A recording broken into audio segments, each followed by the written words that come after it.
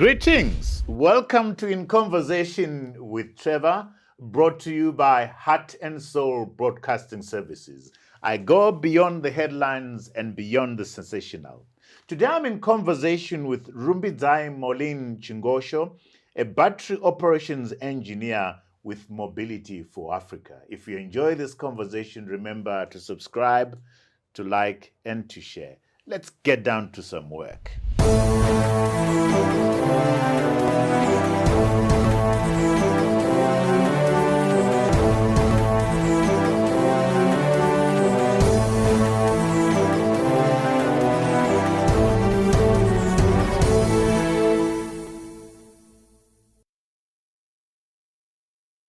Rumbidzai Chingosho, welcome to In Conversation with Trevor. Yeah, thank you so much, Mr. Trevor. I'm so excited to be here today. I'm very excited to have you here. We've been meeting a number of places, and a number of people have been saying, you must talk to Moline, you must talk to Rumbidzai. So I'm delighted. Interestingly, before we go on, I want to say to the viewers, share with you exciting information about our statistics. We are sitting on over 9 million views at the moment.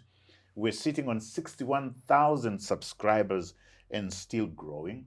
There are advantages to being a subscriber, by the way. You get a notification every time we have one of our quality conversations. So right now, please go and hit that subscribe button, hit that notification bell, and join our growing group of community of subscribers. So we'll count you as subscribed. Rumbidzai, you say to me that somebody said you should buy this book, and I like the reason why they said you should buy this book. It's a great book, a book by Viktor Frankl, Man's Search for Meaning. Yes. So why did your friend say you should buy this book? I would love you to share the story with our viewers, yeah? That's fine. So one of my friends said he wanted to actually buy me something for my birthday. Yeah. And we happened to be at Semi-Levy. Yeah. And then I showed him Folio bookstore, and I was like, this is my favorite bookstore. Yeah. And I was like, since you are here, and you've been complaining for months, I think I have a book I would like you to read. And then he was like, let's buy Men's Search for Meaning. And I was like, he also wants to read it. So I'm just going to give it to you so that you can read it and be grateful about your life. Wow. And then as soon as you're done, you give it back to me, and then I get to read. So I was really excited. I've read the book. Okay, lovely. It ranks as one of the most life-changing books I've ever read. It's a small book, but it's powerful. So what have you been complaining about, Rumbidzai? You are a high flyer. By the way, you are here for us representing those people that we see so much promise in. We see you as somebody that people out there ought to watch out. Watch out for Rumbidzai. She's coming to get you. So what have you been complaining about? Well, I think it's just part of growing up. I think, growing up, I always thought that maybe life is a bit structured. But then now that I'm growing up, I'm within this world, I'm starting to realize that it's not. Yeah. And a part of me, I think, wasn't prepared for a lot of these things. Yeah.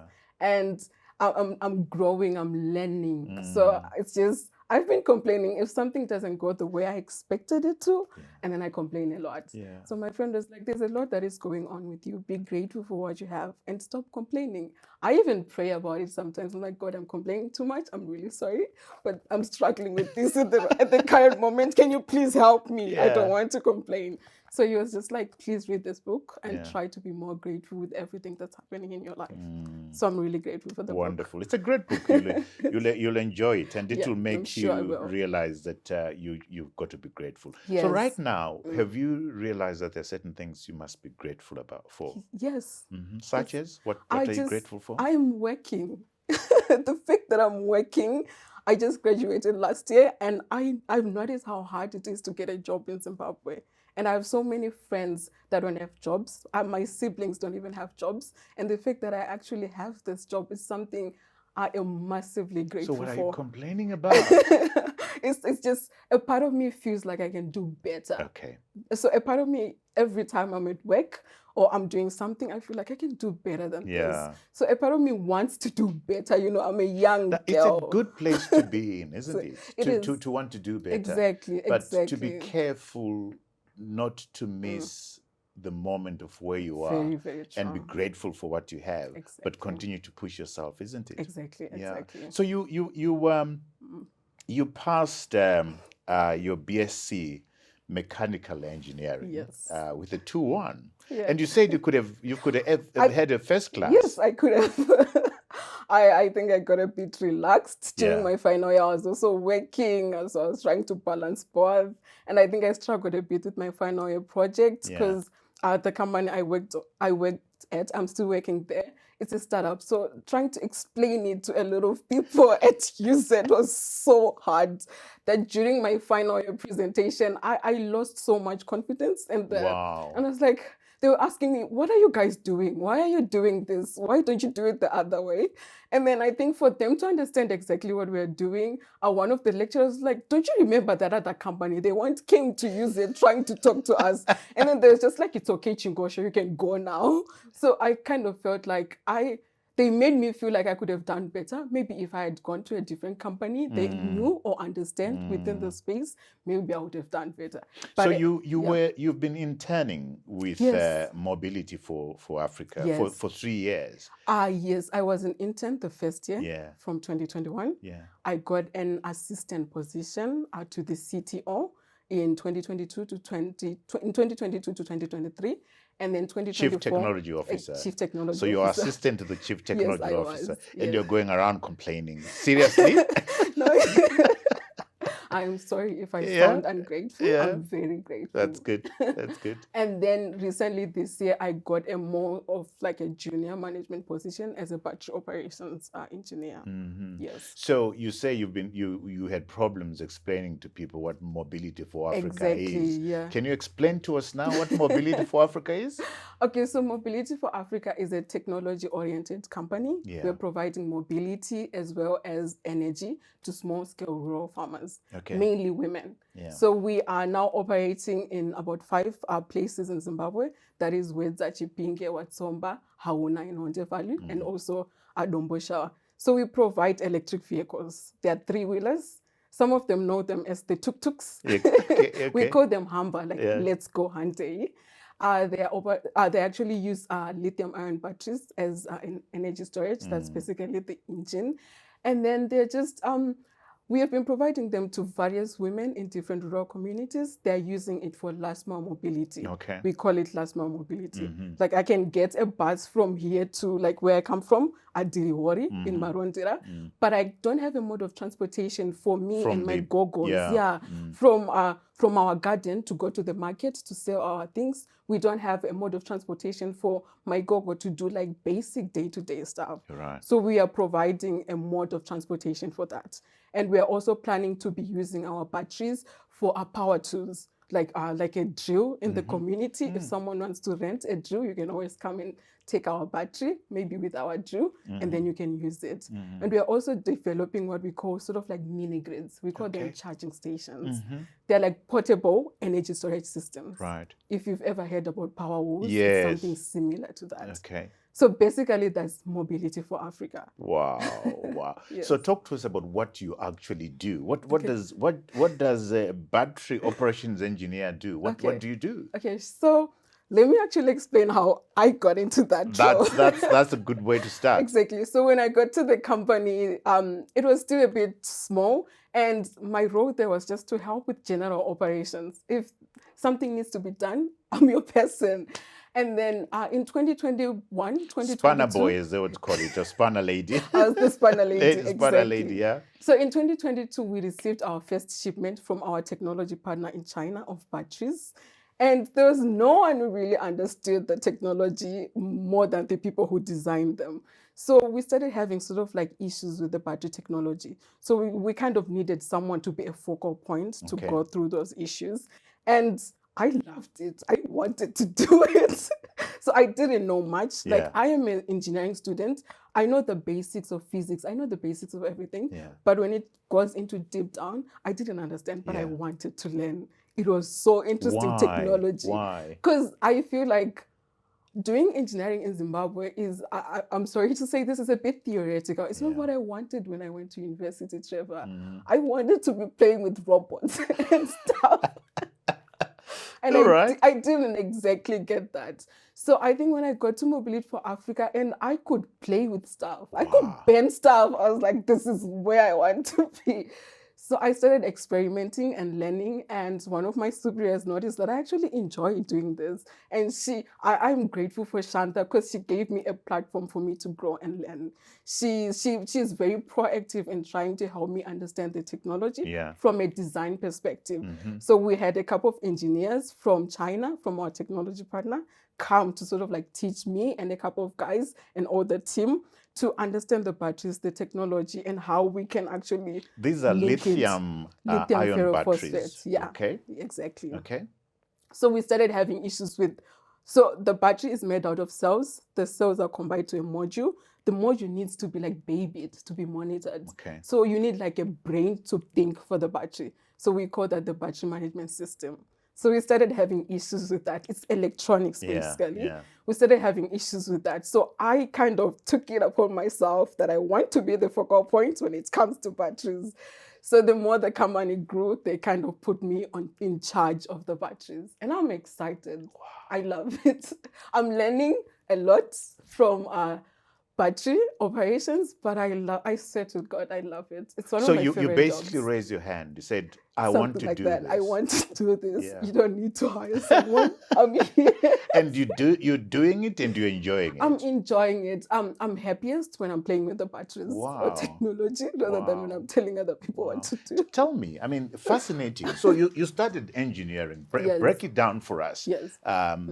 Electrical engineering? Mechanical engineering. Yes. Break it down for us. What subjects were you doing? So the first semester, you're basically doing drawing. You're learning how to draw, basically, and using softwares for drawing, AutoCAD. We mainly used AutoCAD, but if you had the spare time, you'd do like SolidWorks. Okay. We also did a bit of programming. We did basics to electrical systems, to materials. So you're like mechanical, civil, electrical, learning together the first year. Yeah. The second year, you are divided into your specific roles. For us, we would do mechanics. We did a bit of power plants. We also have the opportunity to do renewable energy, which is most what I actually ended up doing at the end of the day. You also, robotics, machine dynamics. It's it's a very complicated course. Right. It's one of the toughest one, machine dynamics. You're also doing just basic manufacturing systems where you're learning about, our department chair lady, she's still the chair lady at the University of Zimbabwe. She taught us manufacturing systems. So she would basically be teaching you about the current or it's like that course is one of the courses that is constantly integrated because there are different manufacturing systems since the world is changing. So it's one of the interesting topics that I actually enjoyed. But at the end of the day, I ended up going towards the renewable energy side. And I ended up taking a bit more of electrical courses than I was supposed to, because I feel like I ended up doing, I did mechanical engineering because it was the broadest. I wasn't sure what I wanted to do. So I thought if I do mechanical, it seems so broad. I could be touching various things. And maybe at the end of the day, I'll figure out where I want to do. So now that I went to Mobility for Africa while I was still studying, I realized that I think I need to go into the electrical side now because it's more interesting. Electrical or maybe mechatronic side, you said didn't have that option at the time when I was still studying there.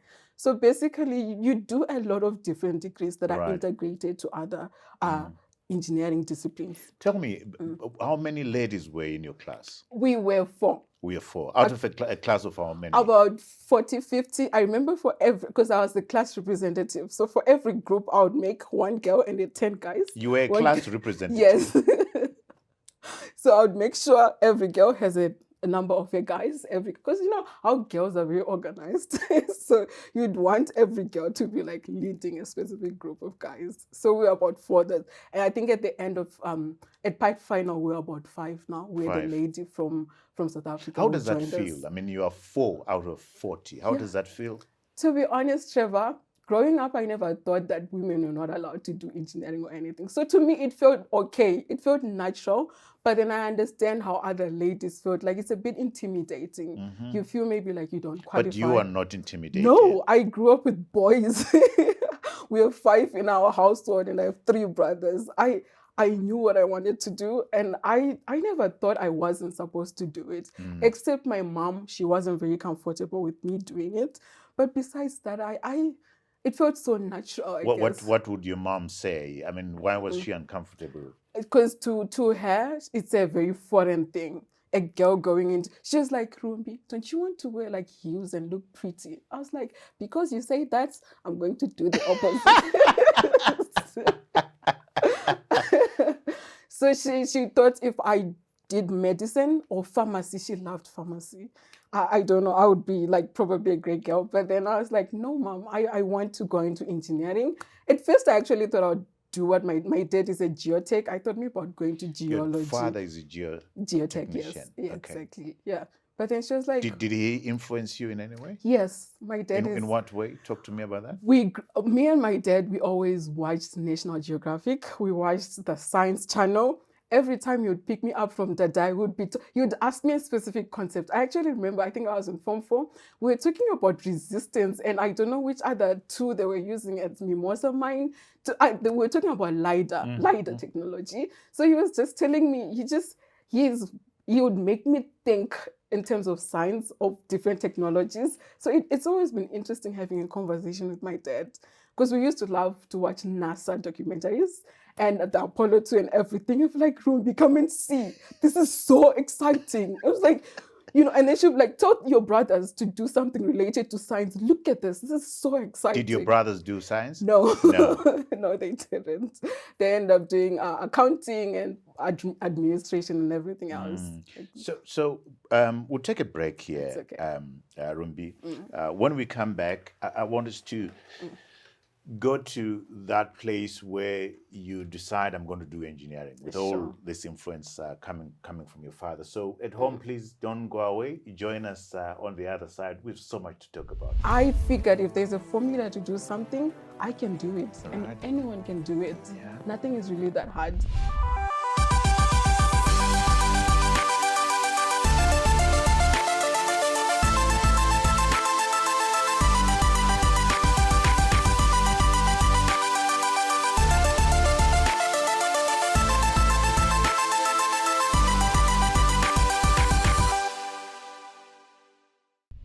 Welcome back to our conversation with Rumbidzai Chingosho, Battery Operations Engineer with Mobility for Africa. So you have always been celebrated in sciences. I mean, you were at Dadaya, you emerged as the best female science student in 2017. Yes. And at some point you were singled out as the top-ranking O-level science student in 2015 in the entire Zvishavane district. Yes, yeah. So, talk to me about your interest in engineering and the sciences. Okay. When do you begin to notice that I really love science and engineering? So, at a young age, like I said, growing up, we would watch a lot of science channels with my dad. And I remember watching Net Geo. I think it was about Apollo 2 or National something. Geographic. National Geographic, yes. And then I was looking at it. How old were you starting to watch National Geographic? I think grade 5. Grade 5? Yes. With your dad? With my dad. It was my dad, man. Is your dad alive? Yes, he is. Wow. And then we would watch, Second from Disaster was one of his favorite shows, and then we'd just watch documentaries about NASA. So the idea of me seeing people in space used to scare me so much. But then I always told myself, I want to do that. From a young age, I always thought I wanted to be an astronaut. That's what I wanted to be, an astronaut or a scientist. I wasn't sure between the two. As I grew up, I just realized I like science. Funny thing is, someone once asked me, said, you're very smart. And I said, no, I'm not smart. I actually was never smart from primary school to my first years at Dada High School. But I figured if there's a formula to do something, I can do it, and Right. anyone can do it. Yeah. Nothing is really that hard. So I started to sort of like motivate myself to study, and then I started to find it easy to understand mathematics and science and physics and everything. And then I was a bit competitive in my own space. So at the every end of the term, the headmaster would call 10 best students to the podium and then give them the legendary handshake. Yeah. I wanted that. So I started to just work hard to get that. And I had my siblings learned at Dada, and they were the best students at Dada. So I wanted to sort of like maintain the family legacy. So I just had to work hard. And in 2015, after we wrote our O levels, we were actually 5 ladies from Dada High School. Actually, 4 of them, we were the best in sciences, and then we had one from I think it was Mantawa High, and then we actually got the award for the best female students within the Shishawane district, which was quite exciting. Wow. So you went to which primary school did you go to? Shabani Primary School. Yes. And then you went to Dadaya. Yes. Exactly. Then from Dadaya, University of Zimbabwe. Yes, I didn't want to come to UZ, but then I eventually came to UZ. Why didn't you want to come to UZ? I didn't want to get out of Shishawane. I'm a small town girl. You know, there's that thing where you grew up in a small town and you don't want to go to Harare. Yeah. Because everyone is just saying Harare is too fast. So a part of me just didn't want to come. I didn't want to also leave my family. I grew up in such a, like my parents and my brothers would always take care of me. So I think I've never been one person to just be alone, be in an environment where I have to be alone, which I'm grateful for now. So I actually wanted to go to NUST University. Unfortunately, I didn't get a place there, and I didn't apply to use it in time. So my dad was doing a postgrad at WITS in South Africa. He was like, it's fine, Manangu, we can go to South Africa and you can apply at WITS or UP, any other university, which I'm grateful didn't happen. But then before we left for South Africa, my dad just said, go and try at UZ. I know it's close, just go and try. I came to UZ. I went to the ladies. They said it's closed. We are not taking any applications. And then I went to my cousin and cried. And then she was like, no, let's go back there. And then I told them I've already applied online. Can I just apply now? And then I applied and then I got accepted. And my dad was like, it's fine. We can just now go to University of Zimbabwe. So I'm grateful I ended up going to How did Mobility for Africa notice you? Or how did you get to know that there was Mobility for Africa? 4th year, when you're doing engineering at the University of Zimbabwe, you're supposed to take an internship. So it was now COVID, it was 2021. And honestly, that's when I realized getting a job in Zimbabwe is hard, Trevor. And the reality of getting a job in Zimbabwe just fell upon me. So I thought Mimosa, because once you were raised by Mimosa, you usually go to Mimosa. That's what happened in Shishawane. Yeah. So Mimosa didn't take any interns for I think 2021 or 2020, or maybe it took and it just didn't select me. So now tired of sitting at home, I asked one of my lecturers, do you have any ideas where I can go for an internship? And he said, there's this small company, I don't think you will like it. It's called Mobility for Africa. If you want, you can talk to Shanta. He gave me the contact, send your CV to Shanta and then just apply for an internship. At first I said, no, I don't want to do this. I want to go to a big company. And after a week staying at home with my mom and my parents and my siblings, I was like, I can't do this anymore. And then I called, I sent my CV, and they said, you can come. At that moment, Kawen Badok, who's one of my mentees, he was my industrial supervisor, he said, you can come on Monday. It was on Sunday. You can come on Monday. If you like it, if you survive for 2 weeks, you can stay. But if you don't like it, you can go. So I came. And after 2 weeks, I was like, Gawin, I'm still here. After 2 months, I was like, I'm still here. After 3 years, you're still there? I'm still there. Yeah. So Mobility for Africa, when it started, it wanted to sort of like work with the university. So it came to UZ to try to sort of like have a relationship with UZ. Actually, before me, there were other 2 ladies from University of Zimbabwe that had intended Mobility for Africa. So I just took the same path they took, and then I loved it there. I always tell most people, I feel like in terms of engineering, well, it's a small company. It's not as structured as these big companies. We all want to go there. This is the most interesting place you could be. It has done so much for me. And it has given me so many opportunities. I've learned so many things I don't think I would have learned if I had gone to any other company. So you wanted to go to NAST. Yes. It didn't happen. It didn't happen. You didn't want to leave I Zushavane. didn't want to.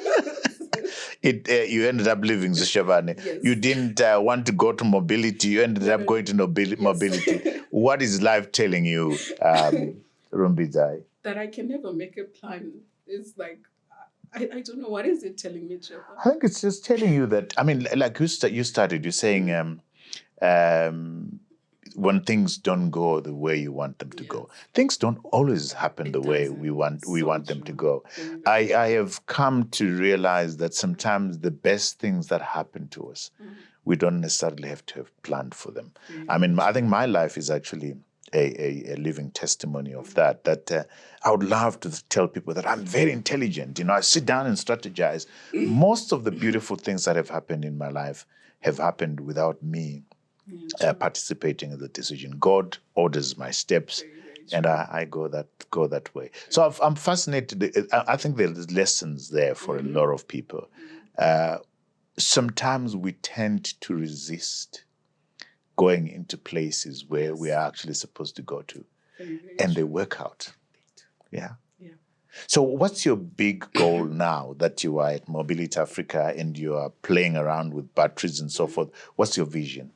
So right now, it's just now that I'm in this field of batteries, I want to actually focus myself in mini grids and microgrids. So a part of me is I want to upskill. Yeah. I want to learn from more of a practical level. I actually want to learn. So I'm trying to upskill myself at this stage of my life. How are you doing that? So at the moment, I've been looking for local ways to understand electronics as circuits. I actually want to understand it from more of a power plant perspective. Yeah. Because power plants have been there for a long time. Yeah. So I've been looking. I'm still having a hard time getting good ways. I've tried. But then I've been looking. And part of me I've been thinking maybe I should just do maybe a postgrad or a master's at a different university, maybe in power plants or something along electronics. The good thing is Mobility for Africa has also been really trying to upskill me. I think in March, I went to China to meet our design engineers. It was a 1 week, but then I got to learn a lot about electronics, how they design their battery management systems. So MFA has been also trying to help to be proactive in helping me do this, but I also personally need to take it upon myself to upskill myself. Because I think you are in a very good space in terms of renewable energy. Exactly, yes. But energy storage, lithium. Yeah, you're aware of the emerging technologies around the next generation energy storage. Storage system, yes. Are you looking into that? Yes, I am. It's a very exciting space. It is. That's why I'm saying this is probably one of the most interesting fields to be in. Yeah. There's so much that's being offered, and I would like to be part of that industry within Zimbabwe and within world. Yeah. And I would love to. So I always tell one of my friends, they'll be like, go and do a course in project management, go and do an MBA. I'm like, I need, at this current moment, I need to learn, understand the technology before I go that path. So I'm like, I want to be more of a subject matter expert. This is the subject matter I want to understand. Can I be a bit of an expert? I'm still a bit young. I don't want to be competing with more older people who have understanding of the technology. I want to understand what I'm doing. You don't want to do a PhD? I'm not Masters? sure. I do. I don't mind. I do. It's just at the moment, anything that can help me to understand the technology at a larger perspective would be something. Because I mean, for me, it's exciting. The field that you're in is pretty exciting because my reading is saying that lithium batteries, the days for lithium batteries might be numbered. There's graphene batteries that are coming up. There's next generation technology around storage, which is better than lithium, at least. But there's around about 10 or so. Lithium is not environmentally. It's not environmental. What's the right word for it? It's not an ideal green energy battery. Its capacity, speed of storage, and safety, and that kind of stuff. So there are environmental concerns around lithium. So maybe you ought to be leading us in finding the new, better storage. So I'll be excited to be in a space where I can learn all different forms of energy. So the renewable energy space, the battery energy storage space, just not focused on lithium. I'm excited to just venture into any of that field. And the grids, why mini grids? Why not big grids? Well, because I've been to rural areas. Well, I kind of feel like we have a big mini grid, but then it hasn't been able to support some of the places we have visited. We are providing the tricycles. So maybe a part of me feels like if we have just small little centralized mini and microgrids, that would be helpful to specific communities that we're failing to reach as a country.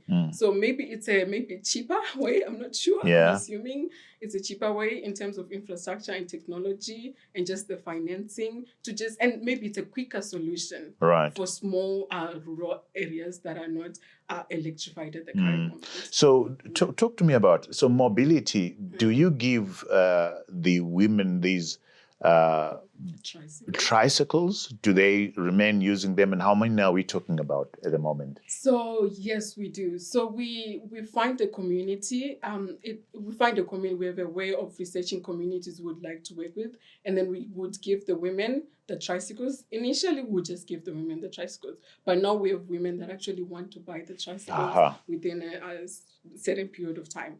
Currently, we have about 200 tricycles within the country. How much does one cost? It costs, I might not be very, but I think about $1,000. $1,000, okay. The most expensive thing, unfortunately, is the battery. So we don't sell the battery. And it's also our technology. We're trying to sort of like now improve the design as we go. We're trying to also monitor it. So we adopt what we call the battery swapping model, just like your fuel tank. You come with an empty battery for like $3 I give you. How long does a battery last? It's supposed to go up to 100. 100 kilometers. We can stretch it to about 120. So you've got charging stations. Exactly. I see. So we have charging stations. We sort of like find a location, we find a central point, and then you're supposed to go maybe 50 kilometers from the charging station and be able to come back the other 50 kilometers so that you can get in. These are very useful, isn't it? They're very relevant for the environment that the women are working in, isn't it? Very, very true. They're actually designed for off-road tracked conditions. Exactly. That's fantastic. Wow. Shall we go to there's stuff that you did when you were young, which actually fascinates me because you are an engineer and yet you took a big liking to debating and quizzes and public speaking. Where does that come from? Do you know the funny thing, Trevor, is I'm actually an introvert. You're an introvert. I am, but a part of growing up is for you to get other things in life, you need to be able to talk and you need to be able to show yourself. So I think from a younger age, the other thing was at their high school, a lot of my brothers and siblings were in sort of like leadership position. So for you to be in those positions, you need to be able to be vocal. You need to be able to like be confident. Express yourself. Express yourself, exactly. So I started doing public speaking in high school. I was scared and I would stammer so much. So the funny thing about me is the things I'm scared of are usually the things I go for. Here is the lesson from there. For me, I tell people that beyond your fear, is your purpose. Exactly. I want what's so you need to confront your fear so that you fulfill and realize what your purpose is. So you're telling me that you tend to be afraid of doing certain things. Talk to me about that. So I am always afraid of doing anything. I end up doing it because I want the thing that's on the other side. So I have to find a way to convince myself, or I just push myself into doing it, and then I deal with the consequences that come after that. So I just started doing public speaking and debate. There was Emma. I used to do Emma a lot in Rishavane. I think we went to province in Gweru. I did quiz a book of African records. I was actually on ZBC when I was in, I think we were at A-levels. We did book of African records because I used to love presidents. I used to know a lot of African presidents. Now I don't. So I used to love that. So, and then it also comes with like leadership positions. When you're a prefect in high school, when you're like the head girl, the vice head girl in high school, you need to be able to talk and like present yourself for your school. So I just had to I had to push myself into that side, and I'm grateful. Do you find that your fellow engineers are as articulate as you? Not always, but I think they're starting to realize they have to be. We used to be, like, I used to be that person too. When I actually started university, from part 1 to part 4, I was a typical engineer. I would go to school, come back at my place, watch a series, sleep. I didn't talk to people. I didn't have much friends at UZ. But then when it came part 4, I was like, I need to stop doing this, I need to try. I need to get out of my comfort zone. The funny thing is the university, that's when I got to go to Argentina. The university selected me to participate in an essay.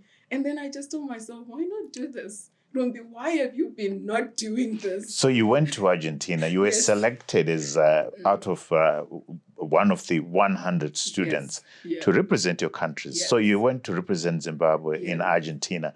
What was that all about? So there's this, it's called the South American Business Forum. Yeah. It's actually held every year. It's actually held by, it's called, I don't know how to pronounce it. It's ITB. Mm-hmm. It's a university in Buenos Aires in Argentina. You pronounced it right. Well done. Thank you. In Argentina. So they actually look for 100 outstanding students around the world to come and represent their universities and their countries. It's sort of like a cultural, social gathering where you're given a topic and a couple of subtopics, and you have to like discuss it from a diverse range of ideas. And I was grateful to be selected to come and present my essay and what was the whole meaning around my essay. What was your essay? It was called avatarism. So the topic was a weird society. It mainly talked about how connected we are, the interconnectedness of our world, mainly because of digital platforms and everything. And one of the subtopics was avatarism. So this concept was so new to me. What is avatarism? What is it? Yeah, so basically, some people take it as a belief of expression, being able to express yourself. But if you play games or if you watch cartoons, an avatar is a character. Basically, you can create an avatar. It's a person. It's a cartoon character with different characteristics and qualities. So I took it from an idea that I am an avatar, Trevor. I am a character with different properties and layers and exactly. I am. Why aren't you looking at it from a perspective of me being an avatar? So I started interviewing different people, even Google Siso. I saw she was here. I interviewed her as one of my avatars, people to look up to. And my Shanta Blumen and a lot of various people that I had met from just working at Mobility for Africa. So my essay was basically about the different avatars that I've met in my life. And then I took the idea of avatarism from that perspective of like everyone is an avatar in their own perspective. Wow. So it was quite interesting. Wow. When we started, we were talking about gratitude. Yes. I mean, from what you're sharing here, Rumbidzai, you have a lot of things to be grateful for. I do. Yeah. Definitely. I do.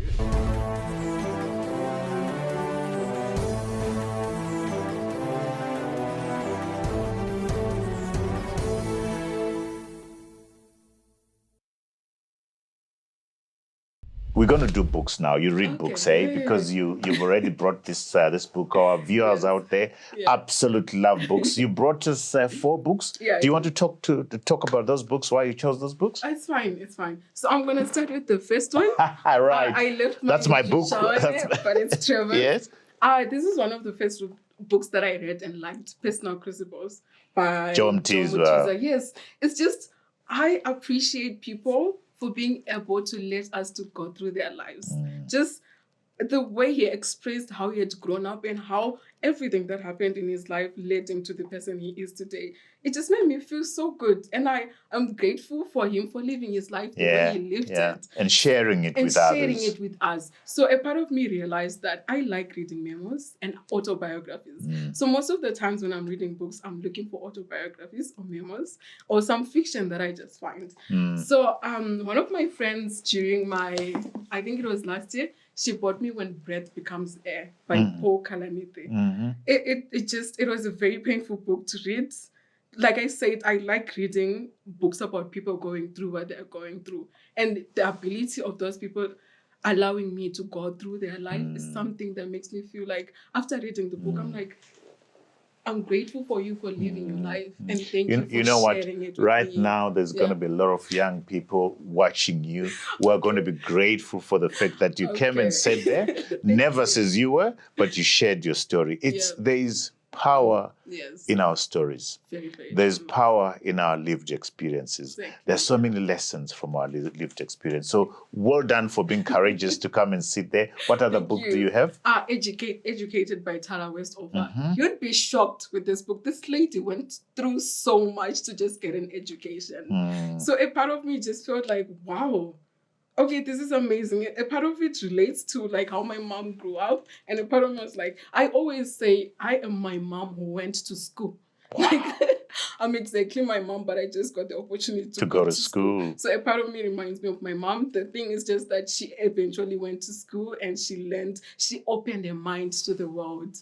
So I had a good time reading Educated. Fantastic. The next book? So I am trying to read Humankind. I haven't finished it. I'm on page 100. It's quite interesting how humans are actually kind. You know, we've been living in a world like we watched Al Jazeera a lot growing up, and it's usually sad. So sometimes it's good to be reminded that humans are actually kind. So basically, this book is telling us humans are kind. That's beautiful. Exactly. Beautiful. By Rocca Bregman. Yes. Beautiful. And the last book? The last book, I just finished it this weekend, is George Alagia, The Burning Land. It's fiction, but it feels so real. It's just basically about South Africa and xenophobia, the Mozambicans. George was a very good friend of mine. He died last year or 2 years ago. George Alagia, he died of cancer. Great guy. Rest in peace. Yeah. Okay. Wonderful.